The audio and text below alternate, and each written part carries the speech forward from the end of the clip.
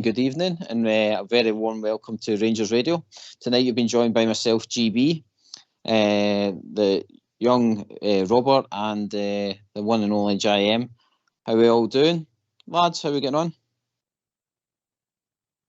Evening, GB. Evening, JM.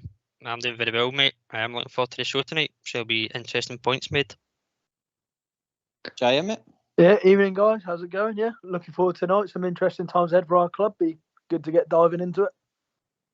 Yep, it's international break, but the Rangers train never stops by the looks of it, and strong rumours obviously today that Rangers are going to be closing in on a manager.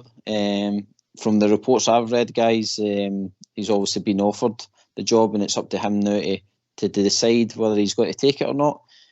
But from what I'm seeing tonight, it's getting closer and closer. So it's not confirmed, but I think it's a good way to start the show that we discuss our potential new manager, which is, I want you to give me marks out of 10 for how I use my French accent here. It's Philippe Clement. How's that? Monge 2. Yeah, very good. I'm getting a 2 for the techie team. That's disastrous. Right, okay, I'll not do that again. That's embarrassing. Right, boys, I've heard he's been doing a bit of homework, so I'll go to JM first. Clement, he's been about in his managerial career quite a short spell as well, considering our previous managers. So he's a guy who's got some good experience, but not a lot of experience from what I see, JM. Yeah, seems to be some good and positive experience. Every team he sort of gets into, he looks to improve them. Seems to be better. I mean, I saw when he obviously went into Genk, he went into it from 7th to 5th, first full season. And then when he was with them for their first full season, he took them and they won the league by 7 points. So obviously that's a positive start. Wouldn't mind him coming and doing something quite similar to us.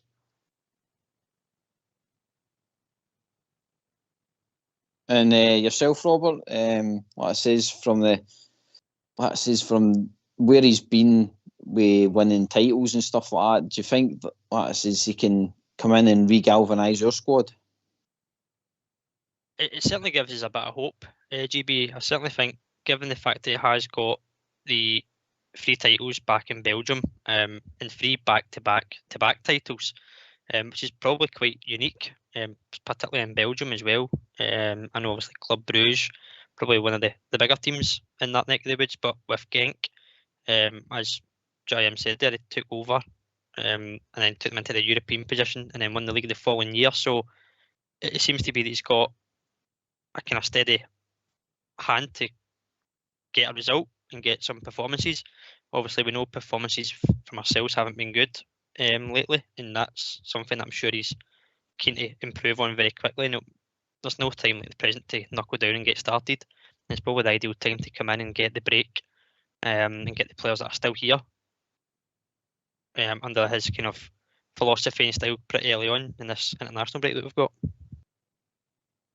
JM, one thing I did like when I was looking at his kind of career is that even as a football player, and it's something also we'll touch on a wee bit later with that he was a defender, but he's a winner. I mean, he has won things as a player, so he knows how to win things. And then obviously in his managerial career, he's done a kind of small apprenticeship. He was like interim manager for a couple of years, then he got kind of the full manager role. And then obviously moves on to Genk and Club Brugge, and that's where he gets his titles. So from that side of things, he's probably the best candidate to pick from what obviously from the options that are out there. Yeah, what's good, it looks like winning sort of in his DNA and that, doesn't it? He's picked up stuff wherever he's gone playing and managing, been very successful with Brugge. The other thing I like is that in most of his jobs, he's picking up teams midway through a season, which shows he isn't good, and he's also getting improvement right away. So he's not going to be one of his managers like our former that kept telling us we're going to have to wait for players, wait for his team. You know, he's a kind of guy that looks like he's going to come in and look at the hand he's been dealt and hopefully turn some of his results, get some better results. Robert, his winning mentality is something that's been needing in the squad in recent seasons for us. Gerrard left, and I think the team was right in a good place, but I think since the European final, that's the kind of the winning mentality has been sucked out of us a bit, I think. It has, mate, and it shouldn't have been, given the fact that we're on such a high from that European run, winning 55. Those were two highlights in the past 2 years that we've enjoyed. But in between that, we've obviously had the moans, the groans, and the head scratching at times. And then again, we're sitting here discussing another incoming new manager. In terms, you mentioned Europe. I think that was a key factor. Maybe why the board have considered him. As winning the league with Bruges back to back, he obviously qualified for the Champions League with them. And in the time spent in the Champions League, he had some hard games, you would say, on paper against opposition, but he managed to grind out some results. Just to list a few, he had beat Zenit twice. He got a draw at the Bernabeu against Real Madrid. Drew with a PSG side that consisted of Neymar, Mbappe, and Messi, and beat Leipzig away as well. So he's got experience in terms of a European performance and results. And as you said earlier, it might not be the greatest of history of managerial club to club to club, but where he's went, he's been consistent and he's been somewhat successful in terms of delivering results. And again, 3 titles in 3 years. Certainly a winning mentality that we've lacked, and hopefully that puts us in good stead. And as JM said, coming in now, it's still early in the season to turn that around, and hopefully he deliver some silverware. He's got a great chance, obviously, with the cup semi-final to make a name into the final. So it could be very early that he does get his hands on some silverware, and that will put him in good stead in terms of tasting success at this club. JM, do you see, obviously, that it's a guy that can come in and obviously try and progress the team? Not so much even the guys that are just there, but from what I see, he does like to try and bring people through for the academy and stuff like that, and try and develop them, which I think is probably why the directors and that are looking at him, because I think we're starting to realise that we need to try and bleed through some of our own. Yeah, no, that's important, isn't it? And I think what I like from reading, it's an art, isn't it? Anybody can sort of just say, I'm giving young players a go, but what you want is someone like him who seems to be a bit of a winner, a really experienced head, a real man, if you like, and he's gonna pick the right youngsters and throw them in at the right time, which is, I think, important as well, because maybe some of these kids in the past are only getting an opportunity if the team really, really aren't playing well or there's a lot of injuries. But it'd be nice to see your Bailey Rices or your Lovelaces getting into a full Rangers team when they're performing well, to see then if they can add value. So hopefully when he gets settled, he'll identify for you and you'll start to see a few more Rangers youngsters playing. Robert, do you think the likes of the Champions League is the kind of thing that's going to sway it for the board, or do you think it's more that he's coming from the kind of Belgium league? Obviously he was in Monaco as well, but like the Belgium league's been an area where we've been shortmen, and it's probably an area that we can afford to spend in as well. I think it's a mix of everything, GB. Obviously, the most important thing is he's a winner. As you said, he's got titles from the Belgian league, so that obviously puts him in good stead. The European results, again, it's another tick in the box, and the board have certainly looked at that and brought it into consideration. As you said, Belgian player, Belgian nationality. He's coached in Belgium. He'll know some players. You might even get a different Nico Raskin going forward if he does indeed get the job. Just given he might know the next level of Raskin that we maybe haven't seen yet. One that stood out for me was he didn't manage him, but he would have seen him play against his Genk side. His Club Brugge side was Cyril Dessers when he was at Genk. So he's seen firsthand maybe how Dessers can play, maybe a bit differently to what we've seen. But as I said, it's a market that we've maybe shopped in, and I'm not saying he knows the Scottish game 100%. However, if you cast your mind back, he did sign Jack Hendry from Celtic, so he's obviously looked at the Scottish market before as well. So you may just be surprised with some signings that he does going forward. He might have some people in mind already from this league, as well as from Belgian league as well. So there's certainly a lot of positives coming out of it.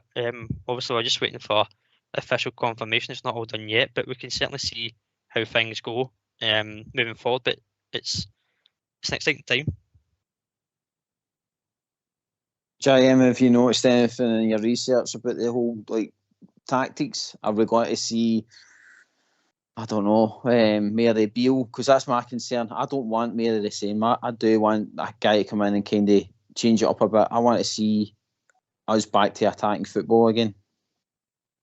Yeah, I think, well, just from obviously having a quick look through some of some of their old stats, I think hopefully what we're going to see, and I think it's what Rangers fans are crying out for, is that kind of nice mix and balance, because you want to play that attacking football in Scotland, obviously, when you've got the biggest budget and you've got the best players and that, but certain other teams in the country then go into Europe and try and play the same way and get battered. So I think, like we touched on him being a defender, I think what we're going to get is we're going to get somebody, can you look at his Bruges side, they're always the highest scoring in the league, one of the most dominant teams like we will be in Scotland, but he's always conducting himself in Europe well. So that's what I'm probably excited to see, is somebody that may be able to adapt his tactics, being in Scotland, attacking on the front foot like we should be, because, we should be the best team in Scotland. We should have the best players. We spend the most money. But when we get into Europe, when it's a bit more level playing field, or maybe we're actually the underdogs, be a bit more conservative and realise when the right time to sit back is and to try and nick results another way. Robert, is that maybe where he's going to need a strong number 2 next to him? Because as much as he's played nice in Champions Leagues and stuff like that, but it's going to be a different ball game when it comes to Scotland, and he's playing against a bank of 10. I mean, it's he's going to have to work out how to break this down, and I think, see if you can work that out, then you're probably only a winner in the Scottish League. Yeah, you're right. We need a plan A first and foremost. Obviously, as our main style formation and how we set up, but we always need a plan B, plan C, sometimes even a plan D, just because of how defensive teams can be, particularly at Ibrox. I think he will come with a kind of idea in mind that he can break teams down. As I said, they don't go to the Bernabeu and draw 2-2 with Real Madrid, who I think that year went on to win the Champions League. So getting a draw against a team like that is a good result at the time for Club Brugge. And if he can bring some sort of solid foundations to our club in terms of tactics, formation, how we play, it will certainly set us in good stead. We do have a squad now that we're going to have to keep until January, and we'll see, obviously, come the time, how much that changes, whether it is Clement or any other manager that comes in, how much of that squad changes. But ultimately, right now, the squad we have, we need to find that chemistry and that formation fairly quickly. And I think that's when it is time to bring in the plan A's and plan B's to break these teams down. Again, just quickly on the formations you mentioned there. He favoured 4-3-3 Club Brugge mainly, but when he went to Monaco, it might sound a wee bit surprising, but he went to the old-fashioned 4-4-2, but it wasn't this 4-4-2 that we knew before previously. It was just a one full-back attacking at a time, which we are not accustomed to. We have both going at the same time. As you see, Barris just puts a ball in for Tavernier and ends up in the goal. But that's an interesting one that I've seen, the 4-4-2 with just one attacking fullback and the other one sitting to make a back three. So there's plenty of options within this formation, it sounds, and as I said, it's plan A, B and C. Well, it would be good to let us know everybody else's thoughts on the kind of rumours tonight, tactics of this new manager. So let's hear from you. Why don't you give us a call on 0141 356 1972. It's your show, it's your platform. Let's hear from you.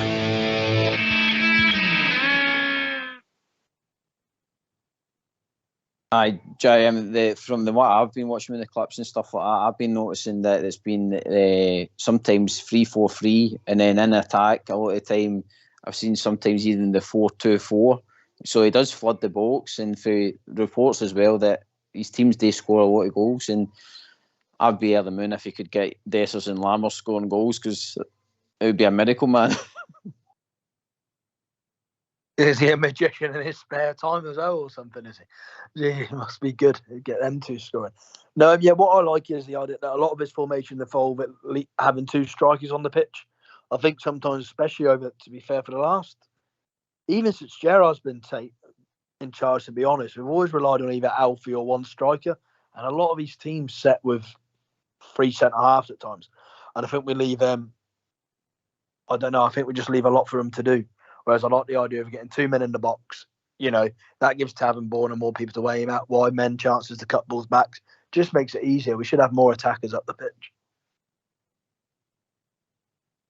Robert, have you noticed, like I says, the way he's setting up his teams and stuff like that he does try to flood the box, and it is going to be a thing that will be good for our league, because I noticed that, see, when you put these defences under pressure, that's when they get some reward from it.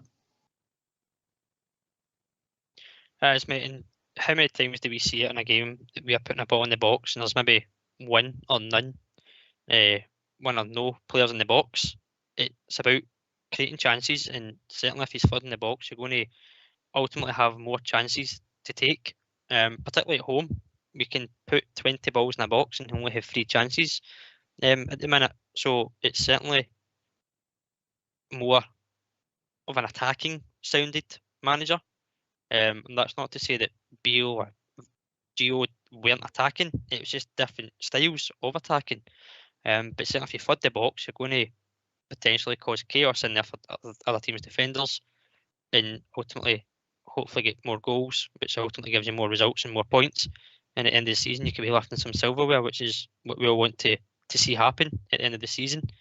So again, the issue is that people will come in and say that he has these players. It's how quickly he can get these players to play his way and how quickly they can adapt and hit the ground running. And that's not something that we've done under Beale, although we've heard that week after week. It never did happen, unfortunately. So mentality could come into it as well. And again, it's just the experience that you might have of winning.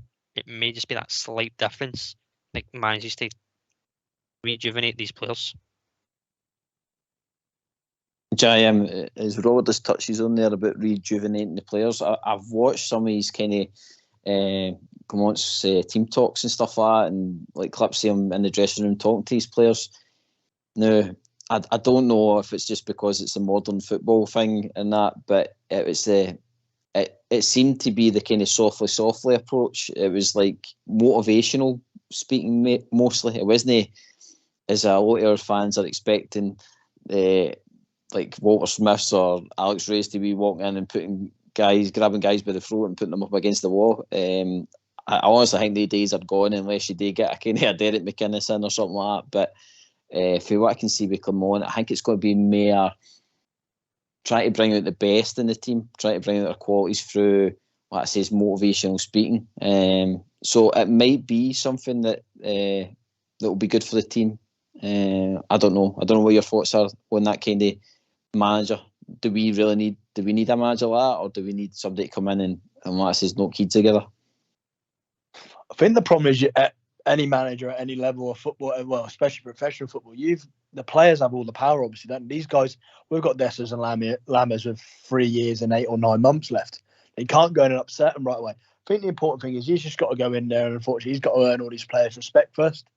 Then over time, speak nicely. These players, if they buy into what he's doing or whatever, then at the right times he can provide the hairdryer treatment. I'm not looking for somebody to go in and just start screaming or shouting for the sake of it. He can't shout at them for stuff that they done 2-3 weeks ago under Michael Beale. Unfortunately, even though some of his players I've had enough of, he's got to give these all a clean slate and see what he can get out of them, because otherwise he isn't going to do any better if he can't get the players to buy into what he's doing. So you need a firm manager, 100%, but I'm not looking for somebody to go in and start grabbing people by the throat before he's seen a couple of training sessions for him.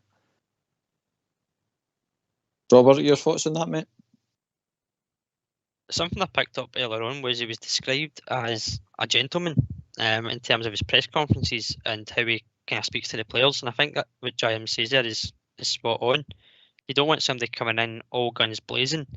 In terms of getting his message across in the style, absolutely. But you don't want that confidence that's knocked already to be knocked even further. You want somebody to come in and maybe just put an arm around the shoulder and show some belief in the players again and let the players believe in the manager. And that will come obviously with time. And obviously, being described as a gentleman, it seems that he's got a kind of more calmer approach, that he's maybe not full of animation and hyped up, which some fans may ask for and to see. But I think it's a different approach, and if that style's worked for him before, who are we and who is anybody else to get him to change that philosophy and thinking? It's certainly worked where he's been previously, and if that's how he manages, then by all means that's the way to go about it. I don't think he'll change just because he's at Rangers or the position that we're in. I did see it. That it was one of the games he came in and he was talking in the dressing room, and I think it was like a draw or a defeat or something like that, and he was saying to the players, look, it's okay, it's he's done well, or something like that. It was like basically he's played well but like unlucky in getting defeated, and that was a bit of an alarm bell for me. And I think, as we've touched on earlier, this is where I think the number two, because I've not really seen too much his backroom staff, and maybe you will be able to tell me better, but I says, if he's just coming in to coach, he's going to need, what I say, somebody, I think, from the Scottish League to try and help him, to make him understand that defeats are just not acceptable, draws are not acceptable for us. And I says, I think the nicey approach will be good for horses for courses, but what I say is, if we're getting maybe, I don't know, another Aberdeen down the line after him, then you can't go into the dressing room and say, oh, well, unlucky the day, lads, but just keep trying. You know what I mean? That's not going to wash with the fans, because we've seen what's happened with Beale. Yeah, I mean, unfortunately for him this year, Beale's used up all his defeats, right? Has it? No, listen, I think you've always got to look at context in that, haven't you? If he's gone to the middle of January and not lost the game, and you've battered a team, hit the post or whatever, and you've came out and drew 0-0 or 1-0 and they've nicked a thing. I mean, I don't know what he's going to go in and say to players. That's like that. You can't, if he's off the back of what Michael Beale's just done and he's speaking to him like that, I'd start to worry. But I'd like to think he'd be made aware. Obviously, you're not going to get away with speaking. Maybe if you're going to speak like that to the press, saying it's okay or whatever, after you lose, or if you lose 2-5 or 6 or whatever, I'm sure he'll understand that. But if the performance is good and you're stringing 10 wins in a row and then you draw away from home at an Aberdeen or something like that, we've got to accept, even though we like to pretend it's not acceptable, we've lost and drawn games before in one league. So, but unfortunately, we've just lost a bit of faith in the performance of the team at the moment. Aye, that's true. And to be fair, Robert, right, and I'm probably contradicting myself here with what I was trying to make the point, that like when you look at the Belgium league and stuff like that, there is teams running about them that are challenging. It's not like a 2-horse race in there. You know what I mean?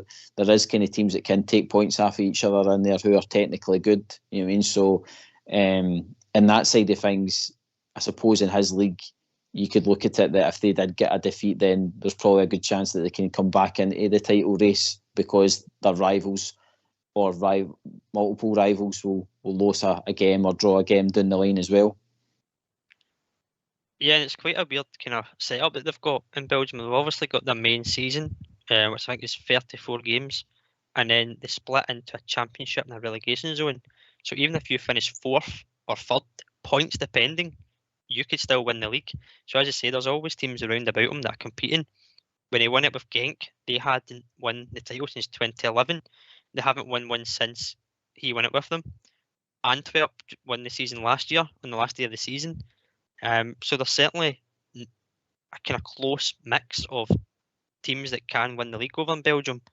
I think it ranked 7th best team or league in the world, which is a bit obviously higher up than what the Scottish League is, but that's a kind of advantage itself almost, because it's a higher calibre, or what's deemed to be a higher calibre in terms of coefficient or anything.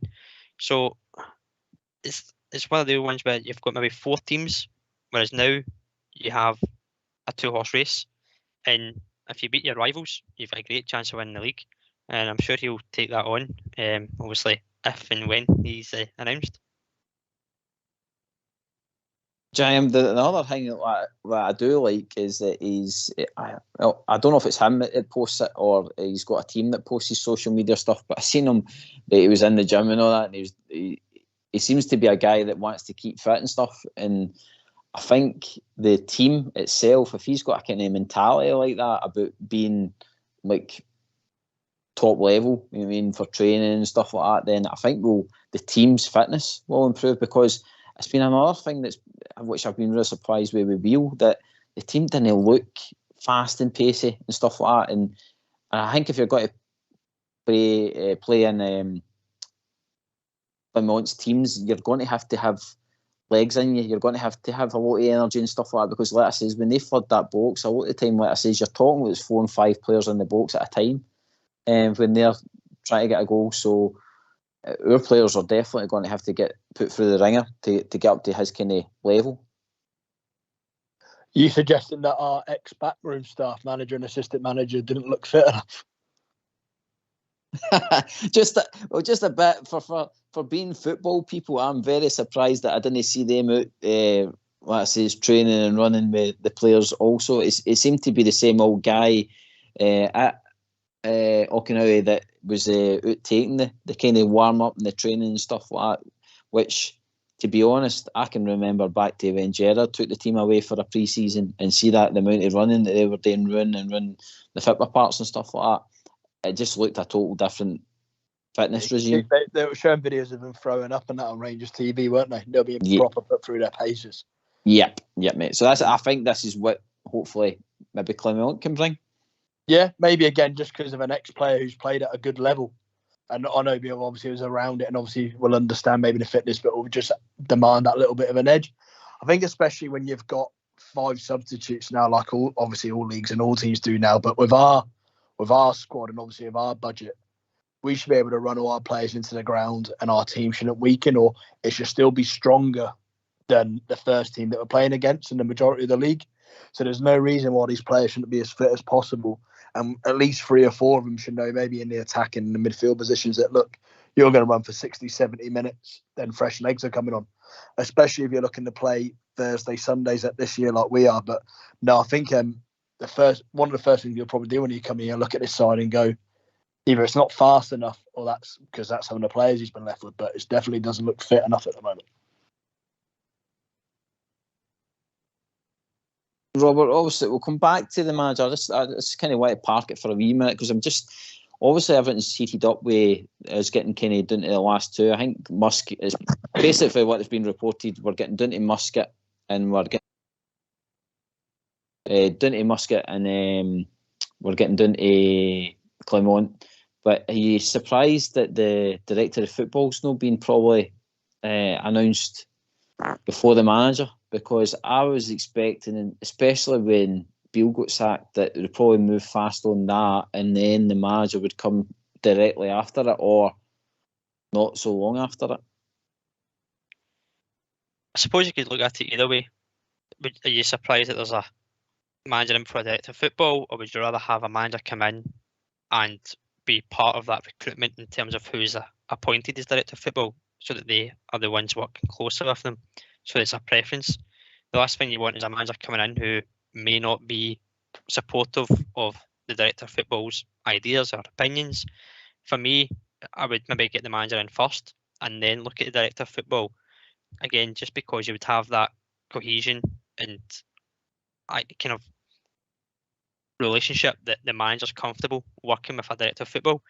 I'm not sure if he has dealt with a director of football previously in any of his other clubs. And maybe that's something that it might have been discussed between himself and the board. We'll obviously never know. But I think he may, for me personally, I would have a manager in just to get the base in first, essentially. Because they're going to be the ones running the team, and then have a director of football to be that leader between the manager and the board. And obviously take directions from the manager in terms of what he's expecting from the board, and then vice versa. JM, I think at Monaco, definitely there was a director of football there beside Clement, and maybe this has been the other kind of tick in the box for the board that maybe they are seeing that we do need a director of football working alongside a manager who is more renowned as a coach manager. That, like, I think from what I've read with Clement, he's quite happy as long as he's getting players in that he's wanting to fit in his system. I don't think he's really bothered about if it's a name or whatever, as long as they're good enough, I think. Yeah, it's I think unfortunately quicker than they would want to, the club's got to kind of decide what sort of model they're going for. Obviously, I don't know whether if everything would have been successful, would be if they're ever going to maybe try and get a director of football in, or if they're going to maybe try and tweak the model if it obviously worked with Bill. But obviously that was a bit of a failure. So they've had to maybe change the way they wanted to do things, and they've got themselves a manager in now. So now, like Robert said, they're not now going to go get a director of football that's going to clash with your new manager. So obviously, I imagine if it is going to be Clement, he'll have a say in it, or maybe have a few suggestions. But then, like you say, is it all about your scouting network? If you say he's not interested in going to get certain players, he might say, "Oh, I need 2 wingers with X amount of pace or whatever," and they'll go out and give him a sample. You don't know. That stuff's gonna maybe take a lot longer than what we're looking for Clement to do right away. But yeah, it'll be interesting to see what the club does with the model going forward. But don't know if it needs to be a director of football, but I think the manager definitely needs some help, because I think we saw what we've just seen. It doesn't work just having a manager who can almost basically sign off on who he wants to, as long as it's within a budget. What is your preference, JM? Do you think Rangers needs a director of football, or do you think it should just be back to kind of the old way, where it's manager has his backroom team help him control the full first team, if you know what I mean? I think you do need somebody to obviously control, like, say, the women's team and probably the academy and stuff like that. But I don't know, does our club need a director of football to control all of it? I don't know how important it is for the first team in general just to have a director of football. Obviously, you maybe need football operations someone to football operations to worry about the academy, the women's team, and all the youth teams and whatnot. There definitely needs to be something there, I think, even if it's just a solid scouting network with a sort of coordinator or a manager or a director, if you like, because the way modern football going, it's not just and how we are in regards to finances, not like we were maybe 20 years ago. We can't go out and pick the cream of the crop. We've got to do a bit more research than maybe we did. So I think it's definitely important there's some sort of model there, but exactly what, I'm not paid to think of it. But maybe not necessarily the same old director of football keep going again, because if we're being honest, in the last 4 or 5 years, it's not worked too well, really. There's been a few successful signings, but not many. Robert, your thoughts? I think Jim touches on a good thing. Like it says, over last 5 years, there has been directors of football, and then Bill's kind of been the one that didn't have one and just ran with himself. So we've had a taste of a bit of everything. Your overall thoughts, mate, director of football at Ibrox?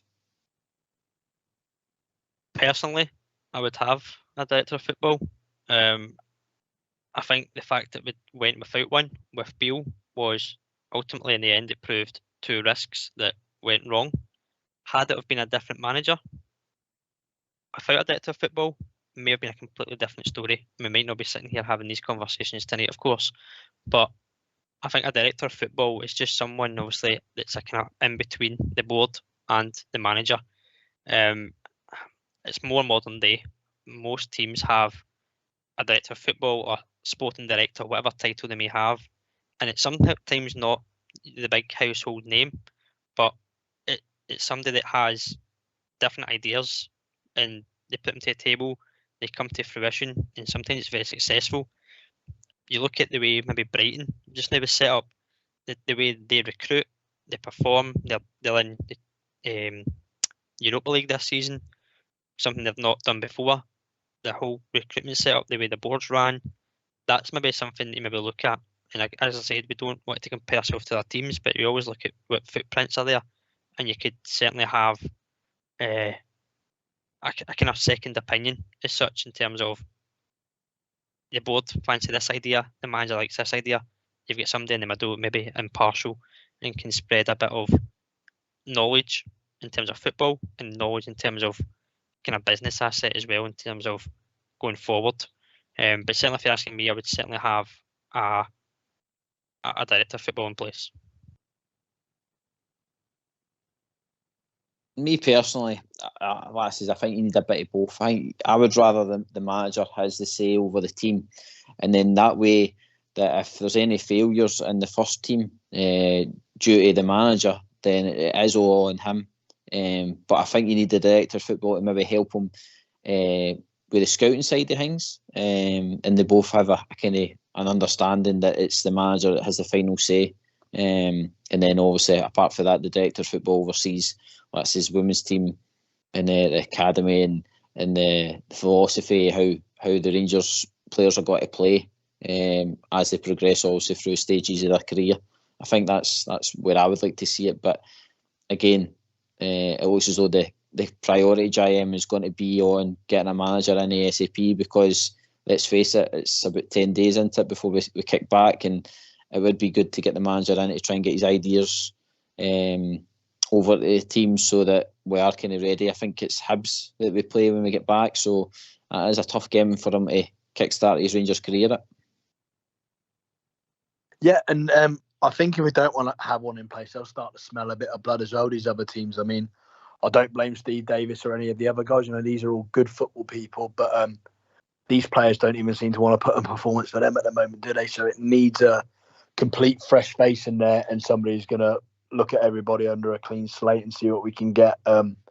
It's definitely a priority. I mean, with the way things are talking, you like to think maybe we could have them in place early next week and get a fresh week training with them and try and get some ideas. And obviously it won't happen overnight, but maybe a bit of discipline amongst the players, just a bit of structure, and a new manager bounce might just keep us going and give us some time to build momentum.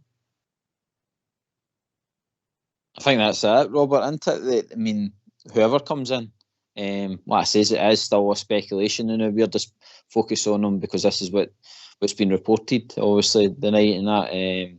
But if it is him, he's not going to have a lot of time to get his ideas across. And I mean, as fans, supporters, we're going to have to back this guy now, especially for the rest of the season. And what I mean, there might be bumps in the horizon or whatever, but I think overall, whatever this guy's coming in to do, we've just got to ride this out now and get to the end of the season and see where we're at, because I just honestly, if he's, I don't know if this sounds a bit negative, but if there is going to be like some draws and stuff like that and the league just slips right out of our hands by, I don't know, turn of the year, then we've still got to back this guy, because that's who we've got in now. We wanted Beale out, so we've wanted this new manager in. So we've got to kind of trust him to try and build for the future.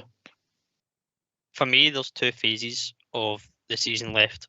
Phase one is from now until January. With the squad we've got, see where we're at.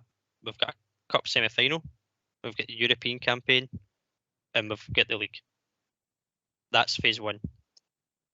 Come January, you assess where you are as terms of how performances have improved, how individuals have improved, where the points tally is, what competitions we're in, how advancing are we in terms of the Europe, have we qualified, are we a game away? That's phase one for me, and then the remainder is phase two, where you may see changes again come January in the transfer window of players leaving. And you might not be surprised with some players that do leave, and you might be surprised with others, and then who comes in. And that's the two important phases. And as you say, we've got Beale out. We need to stick with whoever it is that comes in, if it's Clement, and then assess from January. But then you've got another kind of second phase to assess. But then that's when the real work starts as well. And I know people maybe pick up on that and say the real work starts the minute you're in the door. But these aren't his players. This is a squad he's inheriting. We'll certainly see maybe a more in terms of style and play coming up.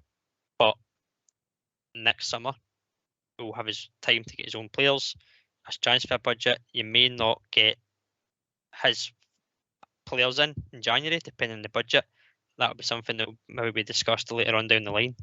But for me, there's two phases, and the first important one is between now and January, and that's when we'll maybe assess how things have been, where we're at as a club, where Clement, if it is him, as a manager, and where the next stage is. Yep, well said, mate. Well said. And talking about the next stage, I hope you've been getting your practice in, Robert. Have you been testing out that sleeping bag yet? Do you know, I was actually considering going out on Saturday night during that stormy weather with a sleeping bag in the garden, just to get a wee bit of a taster for next month. But I decided I'll just wait a couple more weeks and then practice near the time. But no, I'm looking forward to that big sleep out challenge that's coming up next month. Well, I hear our techie team have got a wee promo for you, mate. So here it comes. In 2022-23, over 39,000 homeless applications were made in Scotland. That is over 3/4 of Ibrox Stadium, and it is happening right in the heart of our own communities. This year, I have decided to take on the big Ibrox Sleep Out, and I will experience the nightly conditions experienced by those on our streets. The proceeds raised will be split between Glasgow City Mission, who are aiming to tackle homelessness, and the Rangers Charity Foundation, supporting Christmas initiatives with vulnerable young and old people, providing assistance for young people's employability and work for causes such as Glasgow Children's Hospital Charity. If you wish to donate what you can, please go to tinyurl.com/Rob Sleepout. No matter how big or small a donation, it could be life-saving or changing for someone. Thank you. All I'm seeking is your time. Help me make it through the night. Why don't you give us a call on 0141 356 1972. It's your show, it's your platform. Let's hear from you. Yep, good luck to Robert. And Lats's Bears get right behind it. Lats's just get on. I think it's still posted up on the Rangers Radio Facebook page, so Lats's get supporting it if he can. JM, I think the only time that me and you will probably get to test sleeping outside is when we get kicked out of the house for drinking too much after women in our houses. Yeah, I think I'd rather just donate. Definitely. I think I'd rather just donate. Best of luck to you, Robert. Best of luck. That's what I did. I donate back to the missus so I can get back in the house. Right, so Robert touched on something, JM, about the kind of phases. So manager comes in, he's got from now till January to work with this squad before he can probably potentially make any changes with transfers and stuff like that. So you're the new manager of Rangers Football Club. How would you be setting up this kind of team when they're all fit? So let's say I've done a magic wand and every single player's back fit. We've got no more injuries to worry about ever again. Yeah. What will that last, a week? Possibly, mate. Possibly. It's international break though. They'll get injured during that break, you know. Yeah, something will happen, and it's a tough one, isn't it? Because it's a hard one because there'll be certain players that missed it out and trying to get people in, but I think a lot of it's down to our last manager signing too many players in certain positions, not leaving us with much shape or whatever. And also, we haven't had the chance to see the best of them yet due to injuries, whatever. I think I'd probably go over 4-4-2. Obviously, it'd be Butler in goal. I think I'd go Tav. I think I'd go Goldson. Obviously, Davies seemed to get the blame, or maybe after the European game. I think I'd rather, at the moment, have a left-sided centre-back in there, so I'd go Davies. I think I'd still, at the moment, have Borna there, even though some people like that have Borna. Then I think it'd be 4 in midfield for me. I'd go with Raskin aside if he was fit, Cantwell in beside him with a bit more of a role. Raskin being asked to maybe play that bit deeper, even though he's been given some freedom to go forward. But obviously, taking Lundstrom and Jack out of our team, I'd like to see Raskin sit a bit deeper. Just so we can fit certain players in, even though he's been better up front and scoring goals. I think I'd throw Seamer on left midfield. Now I'm suddenly struggling for it. Now I've gone through this and realised we've been left without a right midfielder in all this team. Jesus Christ alive. Up front, I'd have Danilo. Up front, I'd have Danilo and Ruth. And on the right of midfield, I would shove Tom Lawrence for now. But that just shows that we've got all these signings or whatever, and we haven't got a right winger. And the left winger I've put's probably better as a striker. I'll let Robert give his team first before I give you who I'm going to put on the right side. That will probably blow your minds, but I think it's the only way it's going to work for me. But anyway, Robert, your team, mate. I'm going to go 4-3-3. Butland, Tav, Suter, Davies, just because he's a left footer naturally. I'd go Yilmaz over Barisic. My 3 would be Raskin and Cifuentes, with Cantwell kind of more advanced, almost like a 10 position, and then a 3 of Sima, Roof and Danilo. So Danilo would be on the left, but the way that this Clement plays, you may see that kind of inverted winger, if you want to call it that, inside forward, that he kind of comes in more centrally towards Roof, allowing Seaman Cantwell to be a bit more free roaming. Yep. Aye. I think that we're kind of on agreement. I think when all fit, I like the 40 Danilo and Roof up front, and try to fit Seaman amongst that. Seaman's also shown his worth, definitely. He seems to be the only one that's kind of, like I says, shown that he's a proper striker so far. But my kind of team at the back would be Sterling, Golson, Davies, Borna.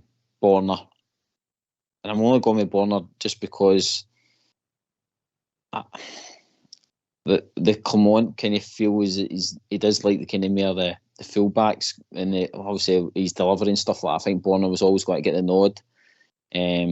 But then midfield, I'm going to have Tav sitting in front of Sterling, and then I'm going to have Raskin, Cifuentes, and Cantwell, and then up front it's going to be for me Danilo, Roof, or Sima, Roof. Just depending, obviously, the changes, because I think having either Sima on the bench or Danilo on the bench or Roof on the bench is always going to be strong, bringing one of them off the bench. So that's my kind of the thoughts on it. But I think it's time for us to kind of get Sterling into that team as the kind of anchor in that right side, proper defender. And then, like I say, we use Tav for his qualities. And like I say, maybe the two of them can change a bit. One goes forward, one goes back, that kind of way. To help each other, because I think we tried that with Patterson and Tav at one point, and it was something that Gerard wanted to try out more, but I just think that's the way we were working at that time. It was more priority getting the league one, but it's hopefully something that can maybe look back to JM. Yeah, it's options. It just shows, doesn't it? Just shows how good and that the scouting and the transfer were when we're all struggling to plug the right side. And obviously, thought Zach Lovelace done well when he started. But obviously, you can't judge anyone in half an hour. But I'd have nothing if Clement comes in and sees him in training when he's fit, whether and says, "No, I want to start him." I'd have no qualms about him starting. He looked quick. Obviously, made nice turn and move for the penalty. Made a dodgy pass look good from Cifuentes. But it just shows you the gaps we've got already. We've got all these players, and let's be honest, we're struggling to fill a left and right midfielder role with any pace. You're throwing Campbell there, I'm throwing Seamer there, you're throwing Tavernier there. You know what I mean? We've got some holes to plug, and these are sort of the troubles that the manager's going to have coming in. You might have, there could be 11 good players there, but it's trying to get them into a system that works. Aye, I think as well that we come on being that kind of for the Belgium league, like Robert, the amount of players that we have got that have played in this Belgium league In fact, I think you touched on it.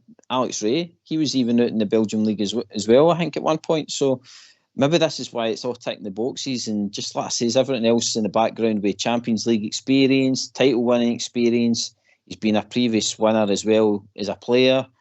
I mean, it just seems to all be kind of ticking all the boxes. And when you add it all up, it's probably the safe choice, or should I say the best choice. It's wee things like that you kind of start to think and notice, and it's when the jigsaw becomes complete. As you said, Alex Rae was out in Belgium under McLeish when he went to Genk. I think it was maybe 8-9 years ago now, back in 2014. So the fact that Alex Rae's there, people are saying we need a Rangers man, something that knows the Scottish game. Is he sitting in our dugout in the last 2 games? Does it all maybe click and make a bit of sense to have somebody in now to assess the squad? And when Clement comes in, he has that first assessment straight away from Alex Rae. And I dare say that they've crossed paths before, maybe back in Belgium as well. So maybe when we're saying we need a Rangers man, maybe he's been here the whole time, just doing different things, Rangers TV, whatnot, and now assisting Stephen Davis. It maybe makes a bit of sense that all this is kind of coming together. It would be an interesting one to see if he does remain as part of the backroom staff, given that, again, what I've just said, his connections with the club. I wouldn't be impartial to that at all. I don't know how he would be named, if it would be an assistant manager, coach. I'm not sure how many people Clement would bring with him, or if he would look towards more Scottish input, former players, advisors, whatever it may be. So I think it's an interesting one that Rae is there now. And as I said, it poses the question of, has it been in the thinking of the board the whole time to go and get Clement? And all the names getting flung about were obviously just speculation. I think that's the thing. Like, for me, Alex Rae did kind of come out of left field. Like, when I was thinking maybe an interim management team, like, Stephen Davis definitely, but like Alex Rae, I mean, I think we've had, what do you call him, Neil McCann was kicking about the club a lot. I mean, he's been an ex-manager and stuff like that. But I never thought Alex Rae would be one that would get pulled into to try and help the squad. As much as, like I says, he's had experience and stuff like that, and he's got the coaching side, he has been a kind of left field appointment. Yeah, just maybe for Alex Rae's point of view, I don't actually know what his exact role ever involved in the club. Just maybe a case of being in the right place at the right time. I couldn't tell you his coaching career or managerial career, but I don't think it's exactly, one everyone's screaming for. If he didn't have the name Alex Rae or wasn't involved with Rangers, I don't think anyone would want anyone with his sort of stats as managers or assistant managers anywhere near the club. So I think you've just got to be a little bit careful when you're looking for and wanting that Rangers man. Maybe if you like, as like a consultant or someone that, for the Scottish game or whatever. Maybe someone that's going to know, or maybe just someone who's going to assess the squad for the new manager. But I don't know how keen to be honest, I'd be on Alex Rae being in the setup. Aye, Robert, I think I'm kind of a wee bit in like JM's camp in the sense that we've been one experience, right? And granted, Clement's got some, right? But if you look at his managerial kind of timeline, there's not been a lot there. I mean, and it seems there's a bit of inexperience with him. If you put Alex Rae in as the kind of number 2, again, he's got some experience, but nothing that really jumps out at you, I think. So again, there's more inexperience, and it's something that we've been kind of moaning about, is that we're wanting experience in, you know what I mean? So I think it's like I says, I think if the Clement has come in, I would really like to see somebody there with, I don't know, even for the Scottish League currently, you know what I mean? If we could try and, I don't know, tap up a manager that's in there that's willing to come to Rangers, or like I say, is maybe an ex-player that's been doing badges or whatever. It would be pretty silly since Alex Rae's obviously there and he's got experience in that. But I don't know. I would be expecting the backroom team to be strong since we're still bringing in a kind of inexperienced manager. No, of course, and I fully expect him to bring in his staff, his men. I'm just thinking along the lines of, obviously, Alex Rae obviously been in Belgium, worked at Genk, a team that Clement went on to manage. A link to somebody that's there currently to see how things have been over the past few weeks. And as I said, I'm not sure exactly if he does remain in the backroom staff, what title would be given, whether he would be put down the pecking order to a coach. I don't see him as assistant manager to Clement, but I'm just kind of thinking that link, it kind of bodes a bit of a question of, does it all make a bit of sense that it's been in the pipeline for a while? Obviously, because as you said, Alex Rae came out the blue. He was literally just, here you go, here's your backroom staff, and it's Alex Rae's there. It was a bit of a surprise one, but was there thinking behind it in the long run? Again, as I've said, I don't expect Clement to come in and just work with the ones that are here. I fully expect him to bring in his own staff, but it's just kind of posed the question of, was there a reason behind Rae in the first place and not just at random? If it comes true, JM, that photograph with Alex Rae sitting behind Michael Beale has got to be one for the history books, isn't it? Some would say it's just what certain people deserve, isn't it? After what he did, but yeah, it would be quite funny, wouldn't it? Quite comical. And that's the way it worked out. Right, we're fast approaching the tune time, so it'd be great to hear from the Bears out there. Give us a call, tell us what you're thinking about the rumours, tell us what you're thinking about the kind of possible managerial appointment. Are you going to be happy with this kind of appointment? Is that a strong one for you? What about his backroom team? What do you hope to see with that? And again, going forward, how do you see him shaping up this team? Is there going to be a change of captaincy, or is he still going to go with the tried and trusted captain that's there, that's still scoring goals, as we've seen at the weekend there? So, right, lads, you go and put yourselves on mute, get a cup of tea, and we'll see you after the tune.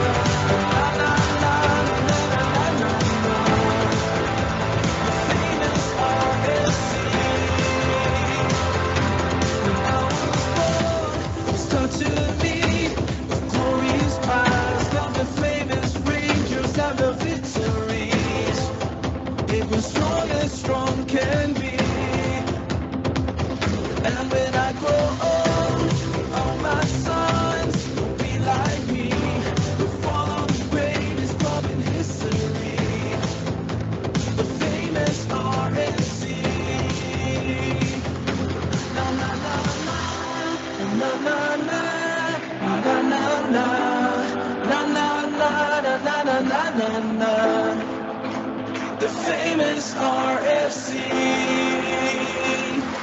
Na na na na.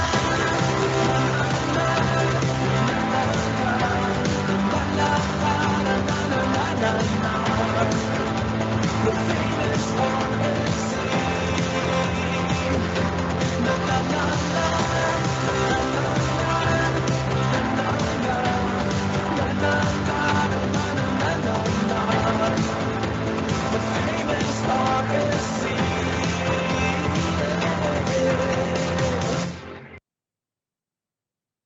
Why don't you give us a call on 0141 356 1972. It's your show, it's your platform. Let's hear from you.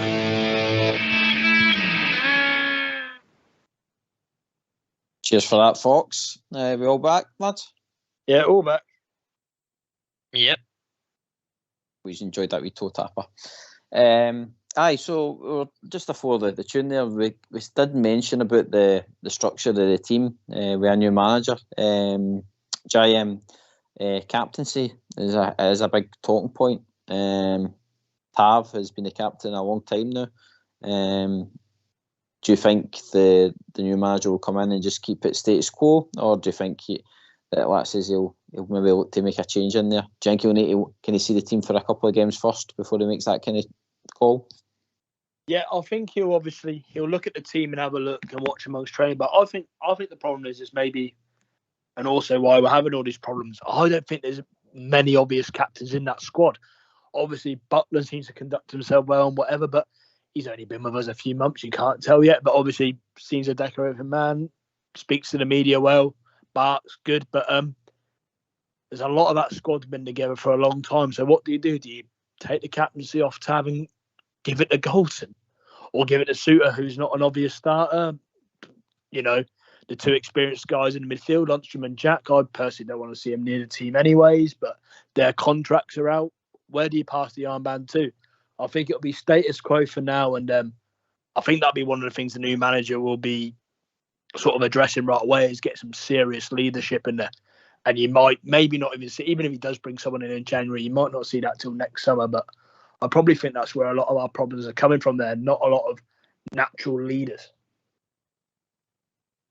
I've just seen Robert on one of the messages there. Somebody's shouting for Dessers to get the captaincy.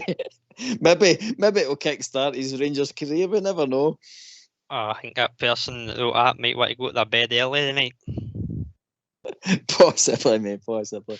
No, I mean the captaincy. I'm not saying Tav's a bad captain, by the way. Like I says, he's just had it on his shoulders for such a long time now, and I don't know. Maybe it would help Tav a wee bit as well that he gets that kind of pressure taken off him when the baton gets passed to somebody else to take that mantle up and to take on that pressure. And like I says, it might help Tav again just focus solely on his game, because I noticed at his interview at the weekend there that he was saying that there's a lot and there's obviously expectation all the time for him and stuff like that. And like I says, it's a hard jersey to wear, and then you've got that captain's armband and tap it. And I'm not saying he's shied away from it at any point or anything like that, but just maybe sometimes you need to help a guy out. And I thought, like I says, it might help Tav prolong his Rangers career. That's all I'm saying. I think if he holds on to that armband any longer and there's still a dry run of trophies, then it just gets harder and harder, doesn't it?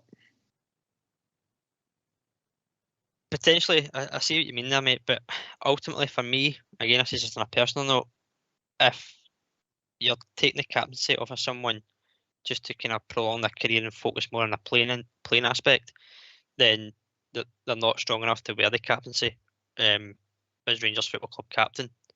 Now, the issue is, as J.M. said, there's not a lot of leaders that we could pick in that current squad. People could say give it to Butland, but that's just based on what we've seen in a short space of time of communicating with the players and also the fans after games. That's a communication skill. We don't know how, in terms of a leader, that is on the park. So for me, it would be a case of keeping the status quo until the season is ended, unless there's obviously a drastic decision come January if a player comes in that shows more leadership skills.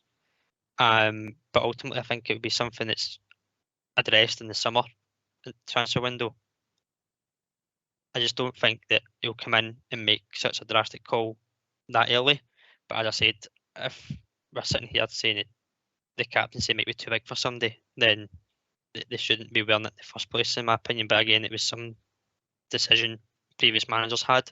Gio came in, kept it. Tav came in. Gerrard came in, kept it. Beale came in, he kept it. And obviously, Gerrard did come in and he kept it as well. So I think it's one of the ones where no manager has decided to do it yet. And I don't see it changing anytime soon. But certainly in the summer, possibly win to address. I think that's the thing. There's no, I mean, these previous managers, they've been and gone and stuff like that, but they're no silly men. They've clearly went in their dressing room and they've seen that Tav's got something there to be a captain. You know what I mean? And to be honest, he ticks two large boxes for me.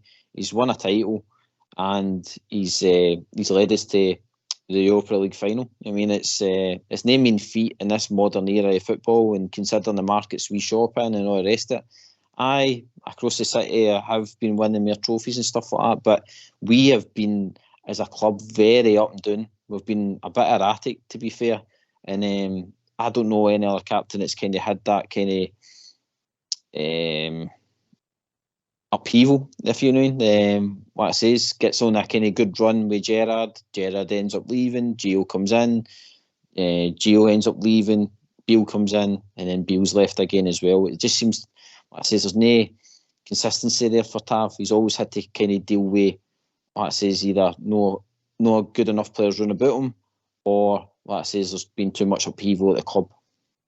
Your thoughts, Jay? Yeah, I agree. And also, like, I mean, don't get me wrong, maybe in an ideal world, if it was the Rangers team improved how we liked or whatever and it had been managed properly, maybe Tav would be becoming more of a squad player by now, maybe by the end of next year, not a captain. But you've also got to remember, Tav was a part of some very, very average squads. If I read some of the starting lineups he's been a part of since he was a captain, it'll bring a tear to my eye. Some of the players we have to watch. I don't think it's always fair to judge him on the trophy since he became skipper immediately. Obviously, some of the stuff and the stats, it could be better, especially the 55 season. It was a disgrace that we didn't win all three that year, considering we had no competition. Should have maybe picked up other trophies along the way. But the one thing I'll say for Tav is that even though he does make, obviously, defensive mistakes and mistakes in general, but you can't say he ever hides or ever shies away from responsibility, unlike a lot of them. And in many ways, that's, that signs of a captain, because it shows a lot more signs than a lot of them. Like we said, I don't think there's many other options, but he doesn't shy away, Tavernier, and maybe it's something we just need to look to address at the end of the season, because, like you say, maybe just been a bit too long now. I think that's the thing, Robert. At the weekend there as well, that second goal that he scored, Tav, that was an angry goal. I mean, when it came back to him, he was leathering that, and I think that's what sometimes that just lets him down. That anger that he was showing, he just needs to show that. Like, say if he showed that same kind of anger on Thursday night, I don't think we would have been. I'm not saying that he's the one that would have led us to a victory or something like that, or he would have changed the game. But just, I think, see if this Tav was showing that kind of anger, then he'll not get as much heat as what he does. And like I says, as JM says, I think it's something that's definitely maybe no the new, but maybe come the end of the season, I think this new manager will definitely be looking at it to possibly change the captaincy. Ultimately, Tav is going to get the stick because he's the captain. If the team's looking flat, they look at the captain, and if the captain's looking flat, then that's where your story or your questions are at, as your captain. But again, Tav gets a lot of stick for the way maybe he comes across as a captain. But at the end of the day, there's another 10 individuals on the field who need to show some more passion than they have of late. There's players that are maybe trying in training. You see the videos, you see the intensity. When it comes to a game, you just don't see it. So you want them to maybe take the anger out at this time during games. Obviously not in a way they're going to get sent off, but in a way to just give them some drive. That new manager might come in, that gives them a boost, and they might take some frustration out in the kind of the way they play.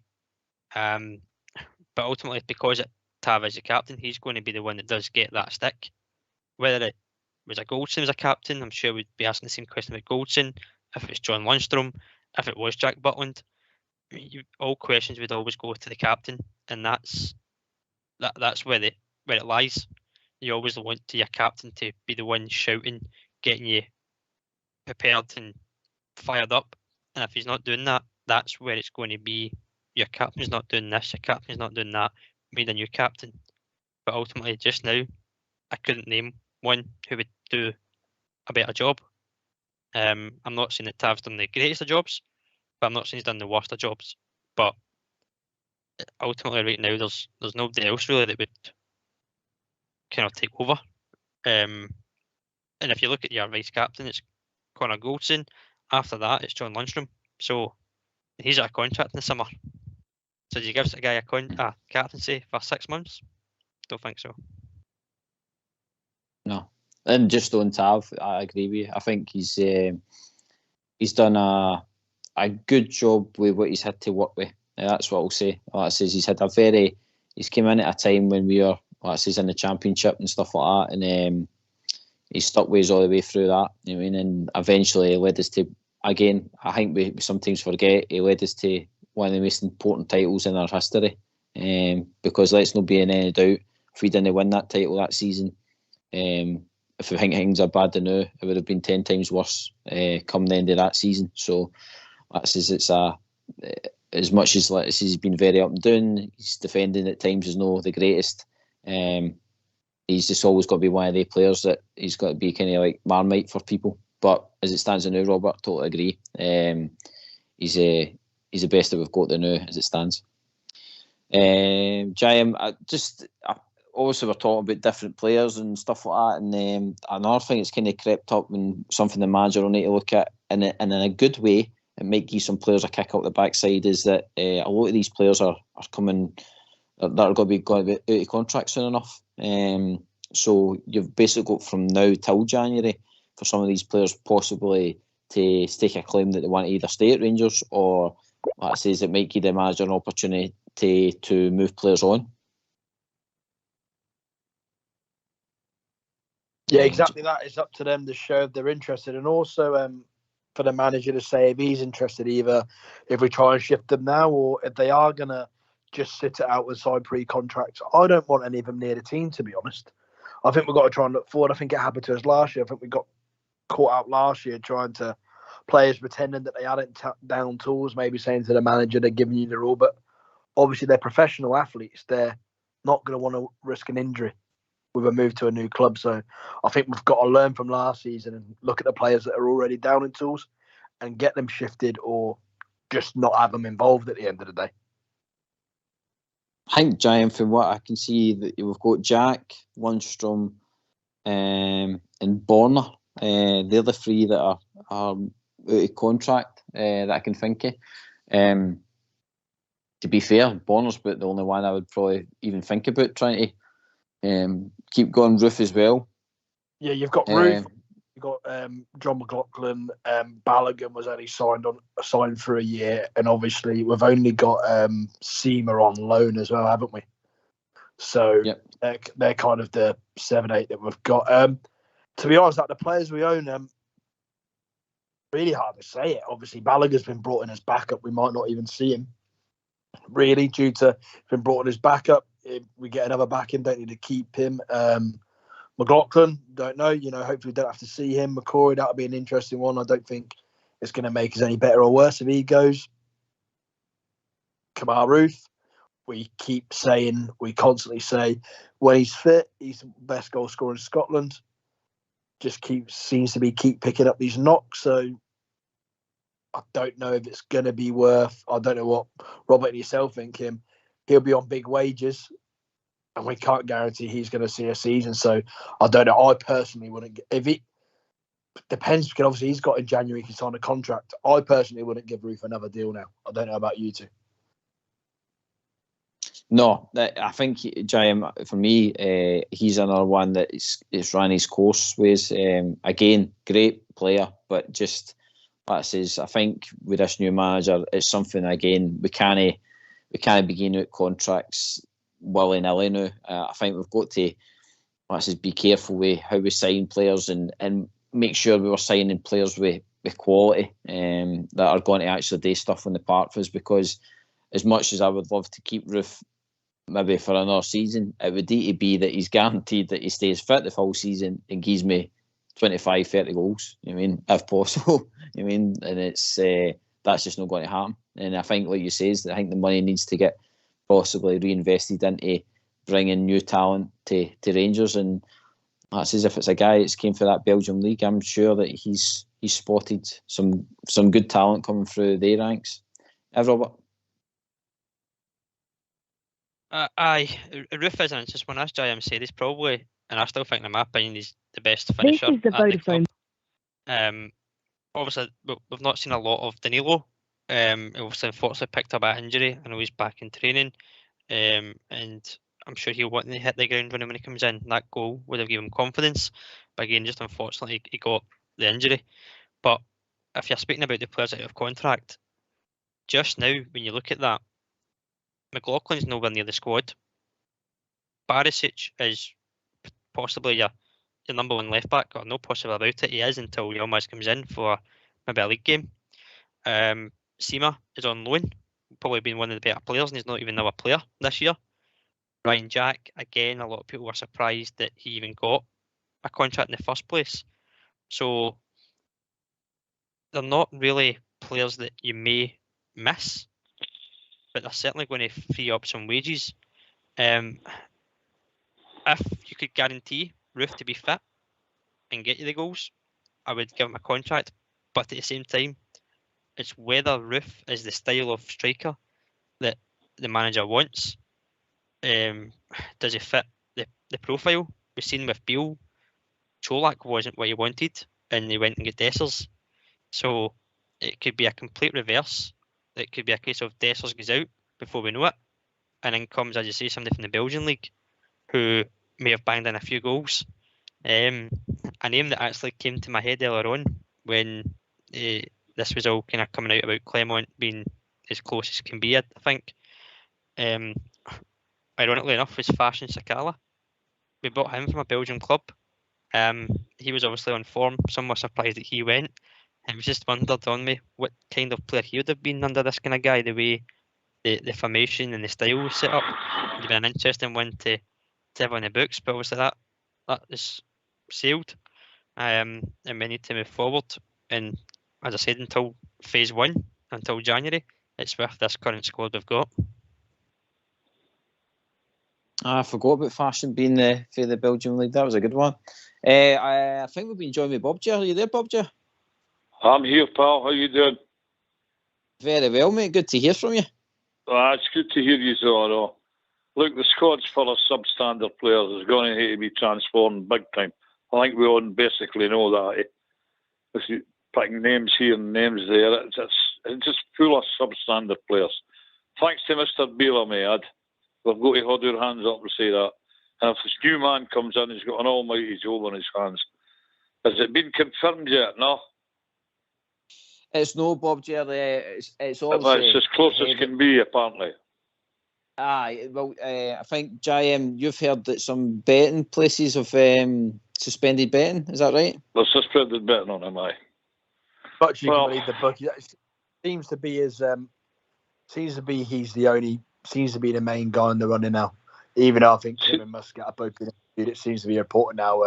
Most places say Clermont seems to be the main man. You see, you're talking about Muscat coming from the other side of the world in December, and can we afford to wait that long? We need the transformation to start immediately. And when this man comes in, obviously can't do it immediately, but you have to run the ruler, as we all know, and see who's staying and who's not staying. And I didn't envy his job, but he seems to be a decent man with a good track record. And I think he's about as good as we can get at the moment, so good luck to him when he comes in. And I'm one of the ones that hopes that he does come in. So, onwards and upwards at the moment. Yep, JM, he seems to be the standout candidate. Like you say, you've said about the betting shops are suspended some of the betting on them and that, so... And then what we've touched on with the likes, he's got links to the Belgium league. He knows how to bring through youth. He knows how to take a squad when they're kind of midway down the boat with the league and galvanise them a bit. So it kind of, like I say, Jeremy, he does tick a lot of the boxes that the board would be expecting a manager to do. Yeah, 100% seems to have that ruthless streak, doesn't he? I'm taking from what Bob J is saying there. We're just discussing them players that are out of contract. Is there none of them you'd keep, Bob J? The players that are going to be out of contract, Lundstrom, Jack. Pause. Any of them you look to keep? You're breaking up on me, Juice. Breaking up on me, pal. And I was just wondering, we were talking about the players that are out of contract. I was wondering if Aye. you would keep the players that are out of contract. Well, I think Roof's nearly out of contract, isn't he? Barisic. Yeah. I don't know. I think Tavernier's got a wee while to go. And I know that Golson's got a wee while to go. So who else is nearly out of contract? We've got Jack Lundstrom. Jack Lundstrom. Well, Jack Lundstrom can go for me. And I didn't even think personally against Ryan Jack. He's been a good servant of the club. Been injured a hell of a lot, but there you go. That's players for you. But these people can go for me, Jack Lundstrom. And I really believe it. I've said it before. I think that Tavernier, Golson and Barisic, I think their time is up. We need a massive transformation, lads. We do. I know it can't be done in a short space of time. It's going to be done in the fullness of time, but it must happen. We've trailed in the wake of this for too long. Trailed in the wake of it for too long. We need to take it up to speed, up to standard again. We've got some good young guys coming through, and hopefully we'll get some more good young guys coming through and go for it with the future. Because these people have had their time at Rangers. They've done well. They've won a league, been in a European final, won a Scottish Cup. We need a group of boys to take the club forward. And if this man can do it, good luck to him. He'll know the market, like you said. He's been in France. He's been in Belgium. Where else has he managed? I think it's France, Belgium. I can't remember. But he's done well everywhere he's been. He's with some notable clubs like Genk and like Club Brugge and like Monaco. So let's hope he can do well with Rangers. It's not academic that he will because he's done well with these other clubs, but let's hope he can fit in at Rangers, get the right people in, and get the club back to the top again where it belongs, in this league. That's where we want to be, because we're all sick up the road running away with the league every year. And it can't happen and it can't go on. So we're putting our faith in this man, or whoever comes in. Let's hope he gets done as quick as possible. Robert, one thing Bob Ger touches on there is about the youth. I think at the weekend it proved that a lot of the boys that are coming through, they're ready. I mean, there's Lovelace is ready. I think Bailey Rice is ready. McCausland is more than capable of coming off the bench. I think he needs a wee bit more development, but he's certainly good enough to make a Rangers bench, And what I say is, I wouldn't be too upset what I says if we get rid of some of the boys that are out of contract and we would replace them with the youth that's coming through, because I think what I say is they've got an opportunity to graft now. They do, and ultimately the only way you're going to get experience first team is by playing games. It doesn't matter the opposition. If it's a Motherwell, a Ross County, an Aberdeen, you're going to get the experience one way or another, whether that's a good experience from a good performance and a good result, or a bad experience from being on a losing day. You're going to get experience. You'll make mistakes, but you'll learn from them. And we've not given the youth a chance over the years. Patterson, Leon King, Adam Devine, in and out. Those are the three latest ones. But as I mentioned, Patterson, we sold him. So that's a product of the academy, but it's somebody that we could have kept in as an asset.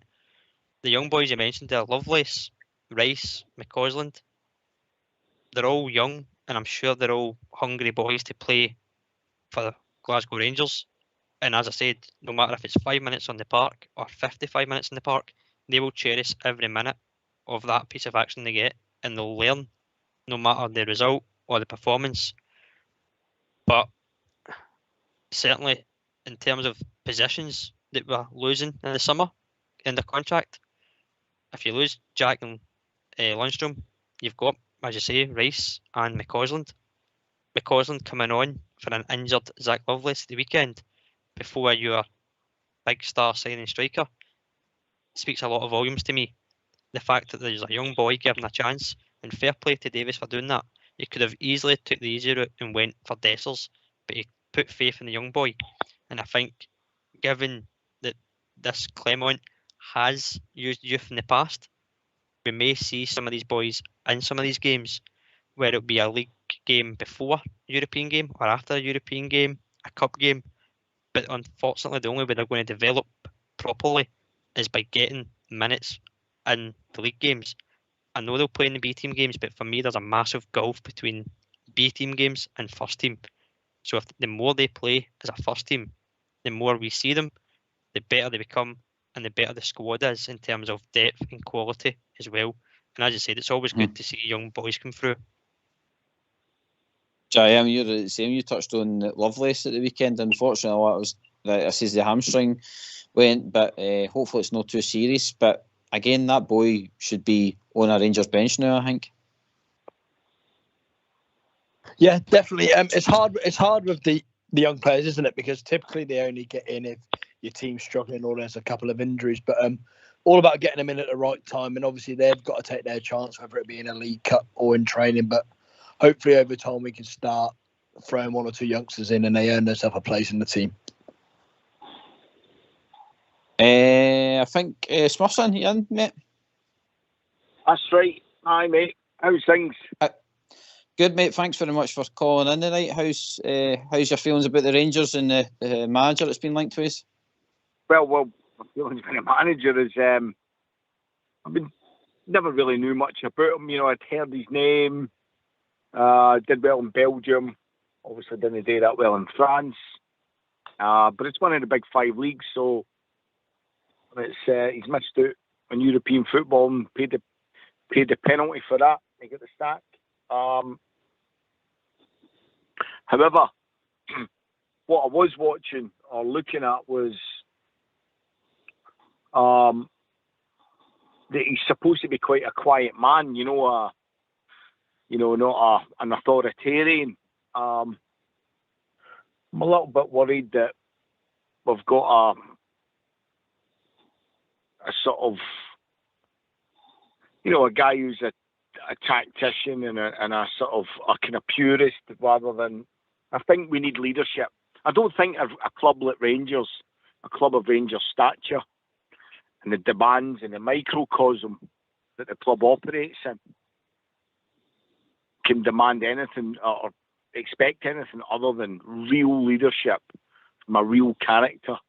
And I'm not so sure this guy's gonna have the personality for that, because there's a lot of ingredients, isn't there? It's the knowing how to set your team up. There's a coaching. There's lots of different facets that go into making a Rangers manager, and I'm not so sure about this guy.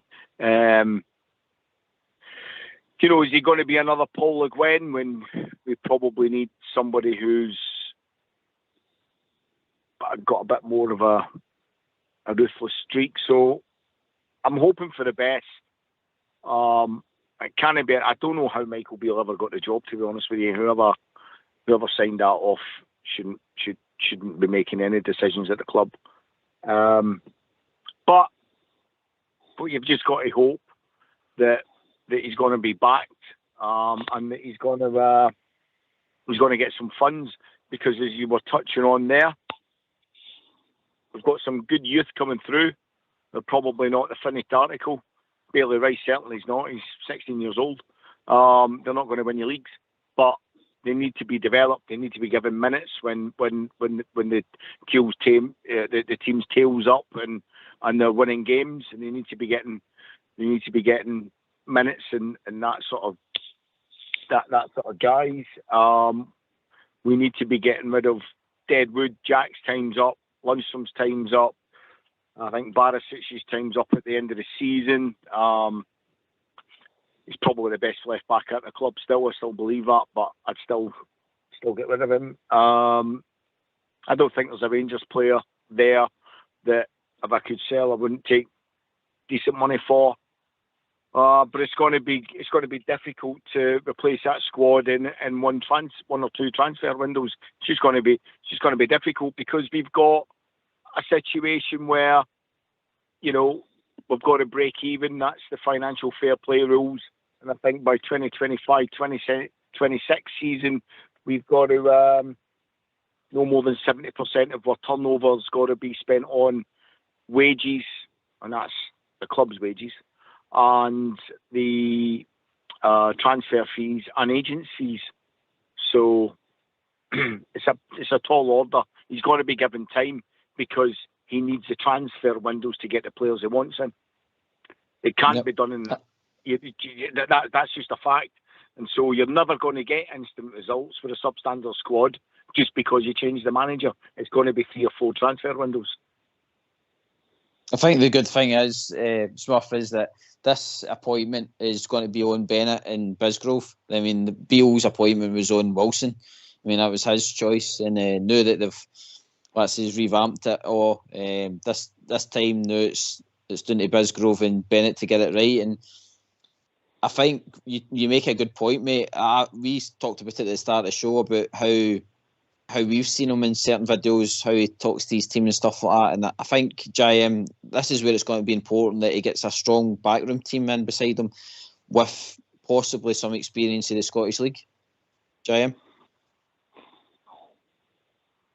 Yeah, almost need a good cop, bad cop for him. I don't think a lot of the modern managers seem to shout anymore, do they? As such, these kind of coaches, these sort of managers / coaches that they have now. I know a lot said they like to be on the grass a lot when a modern manager. I know typically Gerrard, people say you hear ex-players and that come out and say Gerrard didn't actually talk to the players loads. He would watch the training sessions and be that sort of authoritative figure when needed. Manager obviously he'd obviously taught the players, but a bit more authoritative, so a bit more step back, if you like. So it'll be interesting how he approached it, the new manager. I mean, Beale always went on how he'd love to spend time on the grass. I don't want a manager that's just there to put cones out.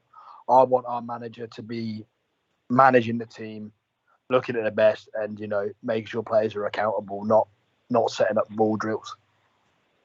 Yeah, we certainly don't want a situation where, we're creating safe places for James Tavernier and Connor Golson. We need men. We need men in the team. Men, not boys, not children, not nearly men, not almost men, not guys who are good but injured. We need men. That's what we need at Rangers. We need men who are led by men.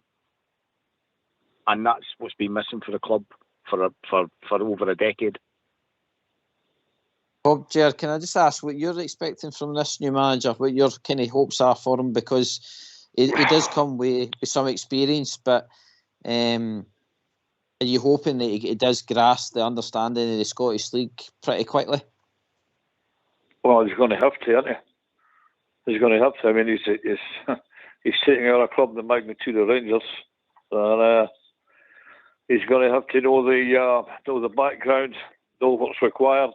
If he doesn't know that already, and he's going to have to take that. As we've spoke about, great discussion tonight, by the way, that he's just going to have to take the thing with the short and curlies, take it with the backside if you want, get a massive kick up the backside, get it transformed and get it on a winning platform again. That's what we're all craving for. The boys are right on what they're saying. The club's been in the doldrums for far, far too long, and this man is going to have to turn the corner with it. That's what he's been brought here for. That's what he's going to have to do. And let's hope we strike the record he can do. I mean, he's won leagues, he's won cups. There's no reason why he can't win leagues and cups for a club like Glasgow Rangers. But it's all down to the playing squad with what the mess that Beale's left. And let's face it, it is a mess. And that's going to have to be transformed before we see any sort of a goodness coming out of it. For one Robert, Robert, I think that's the thing, isn't it? Like when the manager comes in, he's going to have to, galvanise the squad. Get the what's the word like? He's going to have to obviously get the players on side as well. But I think if he gets the understanding of the league, he's proven, Robert, that he can galvanise a team and challenge for a title. Not only can he challenge, mate, he can win titles. As we spoke about earlier in the show, he won 3 league titles back-to-back in Belgium. Obviously, first one with Genk and then Club Brugge back-to-back. Interesting enough, the seasons that he won it with Brugge, the first one was during the COVID years, and they had played 29 of 34 games, but he was 25 points clear and had lost 1 game all season. The second season, he had won it by 16 points before their championship split that I spoke about earlier on. So not only can he compete, he can win titles, and quite emphatically, 25 points, no matter what league you're in, is impressive. And in terms of his the way he manages, if he's a no kind of shouting manager, if he's a bit more reserved and quiet, if that's worked for him previously, by all means continue it. Obviously, Smurf's right in what he says. We need a wee bit of fire and hunger from the touchline, and I'm sure we will get that. But if it's day-to-day man management is to be a wee bit more reserved and speak to players properly rather than shouting at them, and it works for him, then I think that will be what he does. That's what he's been successful with. It's going to be, again, we'll use the word time. He needs time to do it. Certainly, he's got, as I said before, he's got the phase one now until January to use this squad, see who works for him and who doesn't, and then decisions will be made in January. And as Smurf said, that will be one window out of 3 or 4 that it may take to have a full revamp again after only trying to do it this summer, that it becomes his squad. Now, in terms of doing that, it depends how much backing from the board financially he gets, but that's down the line for me. Right now, is the most important is the squad we have to get the tune out of them, as you say, get the fire, the hunger, and the desire back to go and win games, put on performances for our support that we deserve, and ultimately bring silverware back to Ibrox. As I said, he's got a semi-final coming up, a chance to get to a final, to get some silverware early on in his career at Rangers, and that will be the taste and appetite for it, and he'll see how much important that cup is, never mind a league title. Smurf, I think the thing as well, mate, he needs to make it work when he joins us, because his career's a bit stagnated as well. So, and he's got obviously the Premier League on his doorstep. So it's up to him. I would imagine he's coming in with a bit of motivation to make this work, so it puts his career back on track as well. It's certainly an incentive. I don't think he needs to make it work. You know, I don't think sort of continental managers are necessarily the type, you know, the same kind of mentality as what we would possess in terms of, you know, that sort of fight, etc. He's probably going to want a kind of cultured kind of player coming in, rather than a more sort of pragmatic way of sort of playing the game and, you know, getting results and grinding them out. It's a microcosm. It's unique, and I hope I'm wrong. I'm not letting the guy off. He does have a pedigree. I just hope he gets the support. But the board are limited. The fans need to understand the board are limited in how much support they can give him. You know, this year they've already spent X amount of money. Any funds that have come in will go in next year's accounts. So they've spent whatever they've spent. He's going to have limited resources in January. He's got to sort of nip and tuck to the end of the season, see what he wants to keep, see what he wants to get rid of, see who he can get a tune out of, etc., etc., etc. And next season, the board need to support him as best they can, and it's going to take 2 or 3 windows. But they need support. They need a director of football. It's not even an argument. They need it. Everything's changed. Football's changed. How players are managed are changed. And you know, what's expected of managers has changed. You know, they don't do the wages anymore. They don't pay the tea ladies. They don't do any of that. They coach and they manage footballers, and they identify players that they want, but they help a sort of football department as a wider, and the, you know, the director of football and the executive will sort out the contracts. And Rangers need to get serious, and they need to bring in a proper person above them who's a conduit between him and the board to make that happen. a Graham Souness, a Davy Weir, a Gordon Smith, whoever. They need somebody of that ilk in there, proper Rangers people who are holding him to account, and the board backing him up. The board, they need that. They need that, and they need the guy needs to be given time and all the resources that they can muster legally within legal, because that's just how it is. So we'll see how it goes, but ultimately we'll see where we are by the end of the season. But he needs a correct number two. You need a number two who understands Rangers as well. I don't think you always need to be a Rangers man, but they need somebody who understands the culture of Glasgow, the west of Scotland, and that football club. Well, let me take the first one about the director of football to JM. JM, I think even when he appointed manager, the kind of rebuild's not got to stop. There's that much still to repair for obviously the Beale sacking. So I would imagine the director of football will not follow too far behind, mate.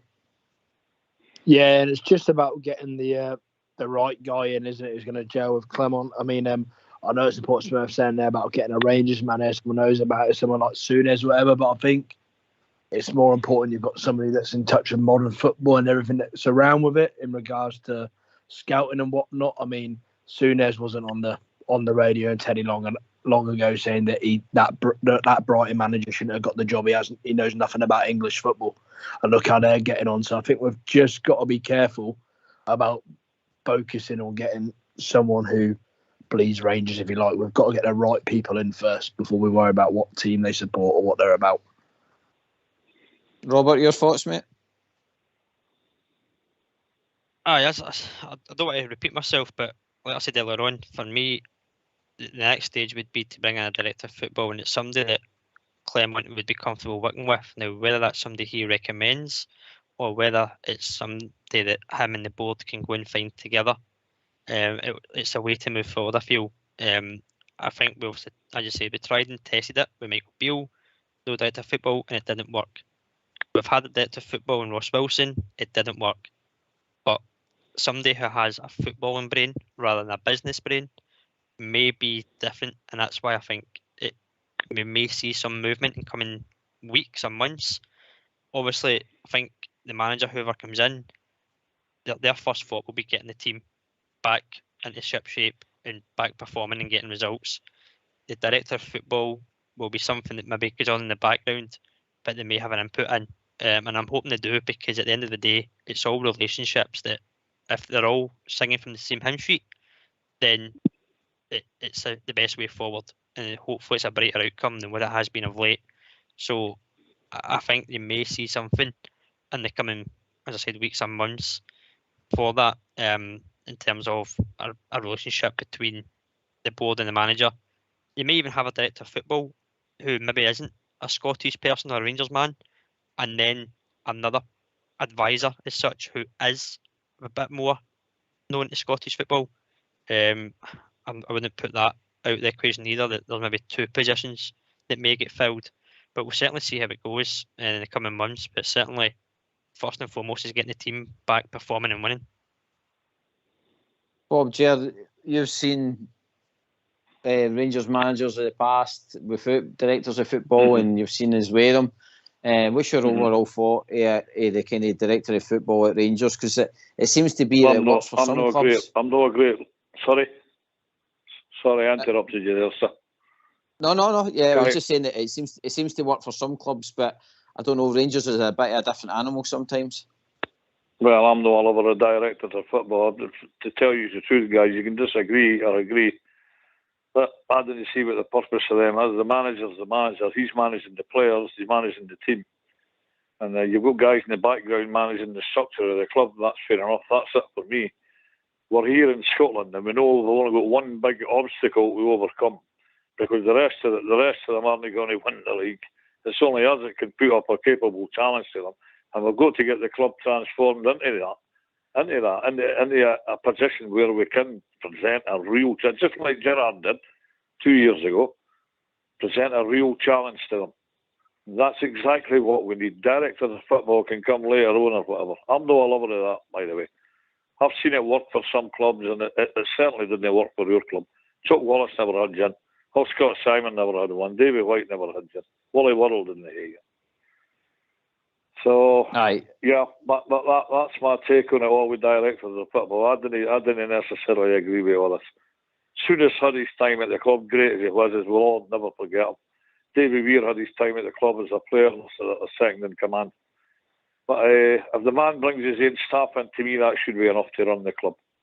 Should be. There's definitely pluses and minuses in it, that's for sure. See, if I could say this, sorry lads, if I could say this, we're here in Scotland, and we know that each and every one of these gruns that we go to, like Pittodrie, Easter Road, Tynecastle, etc., it's a battle. It's not a game of football, it's a battle. And that's what you've got to get the club prepared for. And you've got the ultimate battle along the road. And that's basically what it is. So, preparation, it's the name of the game. Sorry, on you go, Paul. No, that was just I've just received a wee text. I'm just give a shout out to Joanna. We've been just apologise. We've been unable to answer your questions. So if you try again, we might be able to get back to you on it. Joanna, give me hope. Joanna, for the morning come and hope she's still listening. Bob, you make a good point, mate. Like I say, it's either for you or no for you in a football club, and I don't know. I think if you get the right backroom team in, then that's what you're. I mean, I thought McAllister when McAllister came in with Gerrard, I thought he was a great number 2 because he seemed to have been able to help out with, like I say, managing the team, picking up some of the slack with interviews and stuff like that as well. So, Smurf, I think it's all just down to how the board feel about it, because at the end of the day, you've talked about finances. If they're able to save money in that area and then invest that back into the squad, and then we've got these out of contract players as well, Smurf. It's all money into the pot. You made a great point there, and if I can draw an analogy for you, it would be inconceivable that a manager goes into a dressing room without a number 2, because you need the conduit. They need the conduit, between the players and them. McCoist would have been a great number 2 for Walter Smith.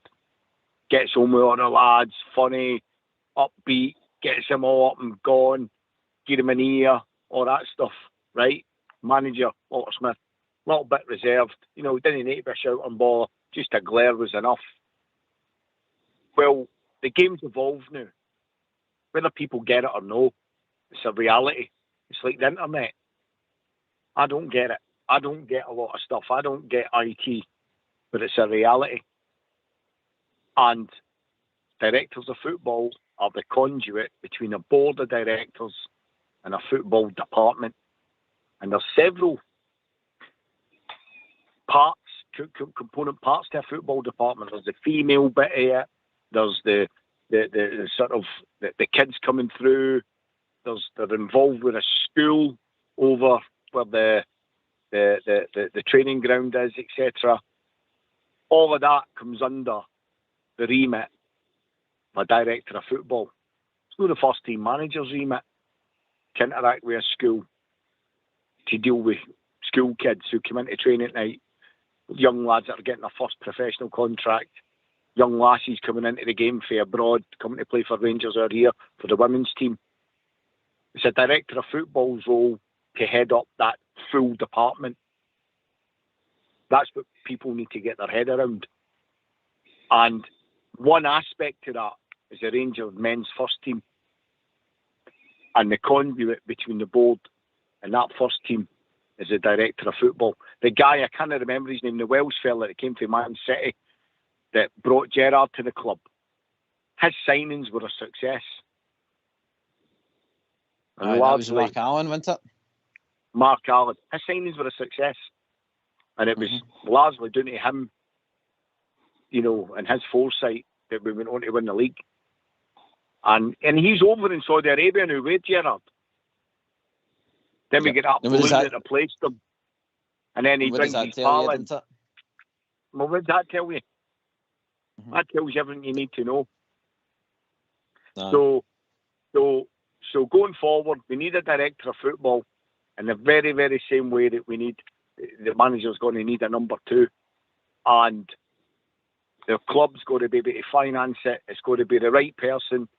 It's like JB says, you know, maybe you don't need a guy who's a dyed-in-the-wool Rangers fan, but you've got to understand this is this isn't like anywhere else. It's a microcosm, and you've got to get it. You know, you've got to get it.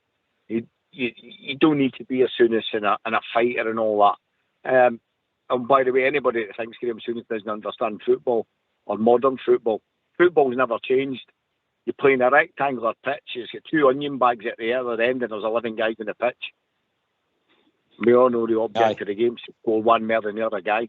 That's it. It's never changed, and it never will change. And he gets it. But we all make mistakes. But that guy, I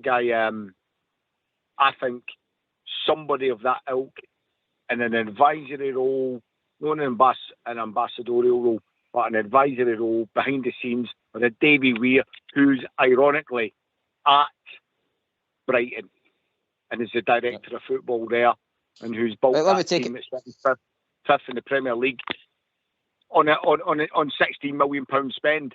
Somebody like that, bring them back to the club. Let me take it to JM. JM, is there anybody that you've seen out there that could potentially be the next director of football, or do you think it's down to Clement? Do you think Clement will maybe recommend who the director of football is?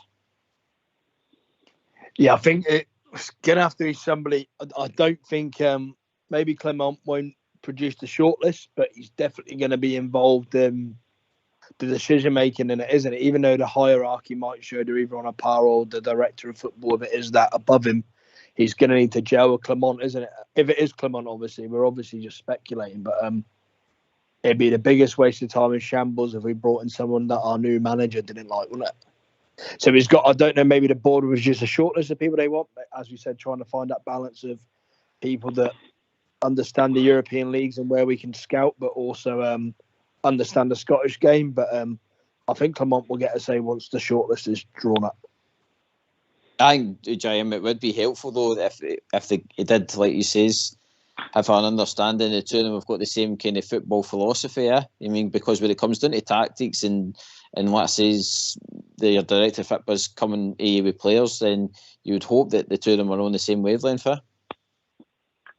Yeah, you can't have a Pep and Sam Allardyce as your director of football, can you? Or something like that. They need to be. It needs to be the same style, doesn't it? And everything going for the same thing. So it'll be interesting. I don't know, this director, or whatever role we think it is, might not come in for months. We don't know, but it's important that they're singing off the same hymn sheet on the way the team and the squads are trying to play. See, the truth of the matter is, the club's a basket case at the moment, and if the club had all its ducks in a row, the truth of the matter is, it's a director of football that would be pivotal in choosing the next manager. Certainly not the other way around. Aye, of course, Smith.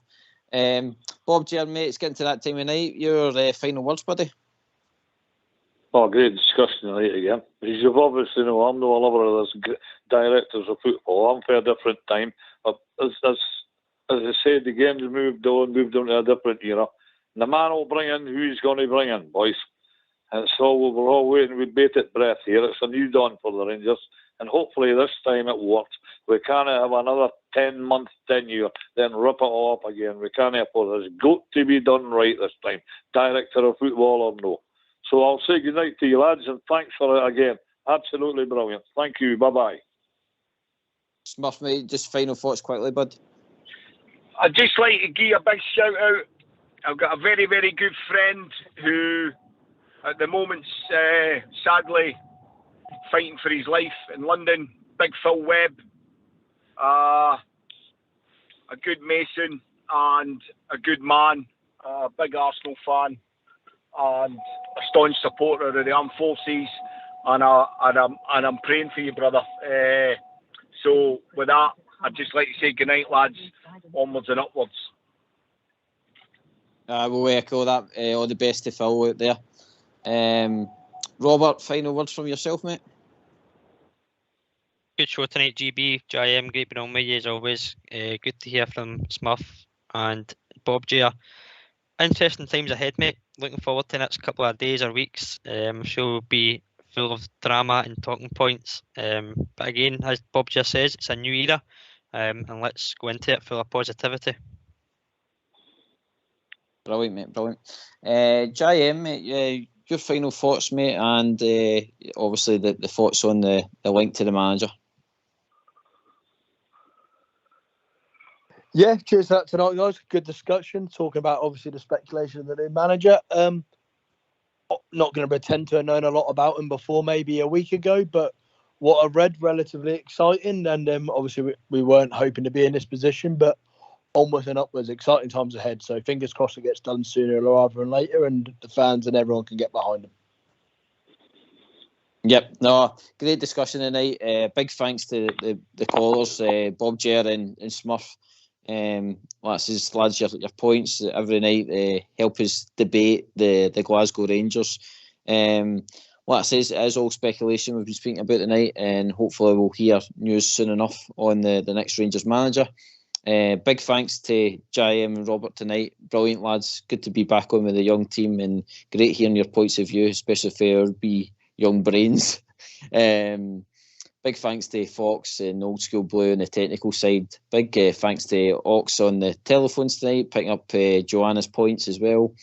And a big thanks for myself for all the listeners out there. This has been Rangers Radio. We'll be back tomorrow night, talk about all things Rangers, where I think you'll be joined by the fantastic trio. Good night.